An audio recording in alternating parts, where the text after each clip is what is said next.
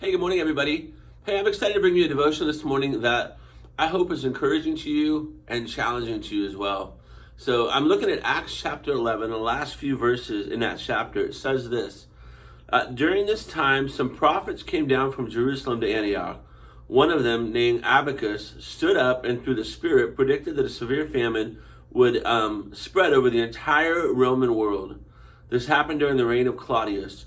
The disciples, as each of them was able, decided to provide help for the brothers and sisters living in Judea. This they did, sending this gift to the elders by Barnabas and Saul. And I was listening to an audiobook I've been reading a book and listening to a book about the life of Paul.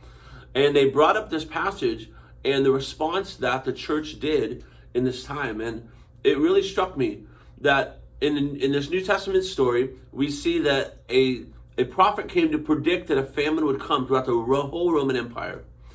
And yet we see then the church's response is that they gave. And I'm listening to this and I'm thinking, in our time, right, we're facing a pandemic. And again, I always say, whatever your opinion, whatever your thoughts, the reality is we're going through a very difficult season. And the response of the church was rather unique and powerful. So we realized this famine was going to be widespread. It was going to impact the whole known world, the Roman Empire. And so the prophet speaks to this. And so the church would have been dealing with a situation that would have been, in their world, almost global. And so he speaks to this, he calls to it, and he says this to the church. And in that, there could have been a lot of tendencies on how they could have responded. Sometimes we respond out of fear. Sometimes we respond out of hoarding, right? And you look in the Old Testament story when Joseph prophesied over the famine that would take place in his time in Egypt. What did they do? They gathered. Now they prepared. There was wisdom in that. And then they were able to bless. But you see here that they simply went right to looking after other people.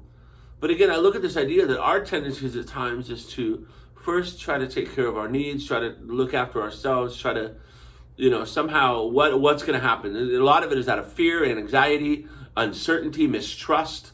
Typical responses today are either fear of the virus or distrust of the government. And, do we trust the information? Do we do this? And yet, when this prophet came to speak to the church, again, their first response was powerful. And we see here that the church's first response was to give. The minute they heard that a crisis was coming, they looked to see how they could take care of their people and help those in need. And to me, this is a powerful reminder of how God would call us to respond in this season. How am I looking for ways to bless others in this situation? And how is God asking me to somehow give to somebody in this season? And so the church, what did they do? They gave. They looked after the needs of other people. And inherently, there has to be built into that this idea that they trusted that God would take care of them. That if they looked after the needs of others, and if they helped other people, that God would take care of them. And so the response is powerful. It's a response of trust. It's a response that says, God, I know that you're going to take care of me, that if famine hits, it's a global thing, meaning they're probably going to be impacted by it. And yet they still respond by seeing how they can take care of others. And so it was a response of trust. It was a response of faith. They knew who God was. In Romans, Paul said it really well. He goes, that I have hope against hope, basically knowing who God is. That if God is who he says he is, then I can trust him and have faith in him and know that he's going to come through. And so we see that the church's response was one where they gave, they looked after the needs of others because it was built on this idea of trust. And so it got me thinking, again, how in this season can I be a person that lives that way? So all this is happening. How am I able to help somebody else? How am I able to be a blessing? How am I able to give it as God may lead me? And here's the thing, pray about it. Sometimes our natural responses are hesitant, but perhaps God is speaking you to give out of a sacrifice, out of unexpected situations, or out of unexpectedly, God may lead you to give. And he might lead you to help somebody around your corner. And again, part of this pandemic, right, we're afraid, we're keeping our distances, we're wearing our mask, and understandably so. But yet, don't let that keep you from finding a way to be a blessing and to give and to help somebody that God may be leading into your path. And I was kind of thinking about this in a bigger picture, and I thought, in life, we deal with seasons of drought, right? Whether it's a spiritual drought or whether it's just kind of going through a season of frustration. Sometimes we go through seasons of anxiety, of fear, of depression, of worry, of discouragement.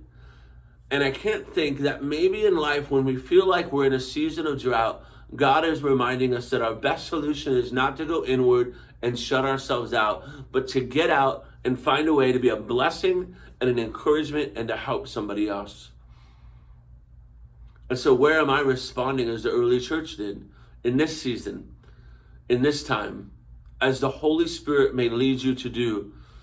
And so maybe even in your own life, you're going through a difficult season. God may be speaking to you about how you could respond. It might be a little different than you otherwise would respond. So you guys, I want to encourage you with that. You can go look at this, this passage in Acts chapter 11.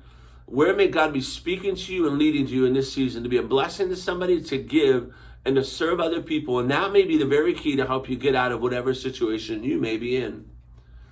Because I've found the more I focus on serving and loving and blessing other people, man, it really seems to diminish some of the issues that I seem to have in my life. And so I want to encourage you with that, you guys. Go and be blessed. Have a great day. I love you. If you need anything, please call our church. Let us know how we can help. Shoot me a text, shoot us an email. And we just pray that God is with you this week. Bye.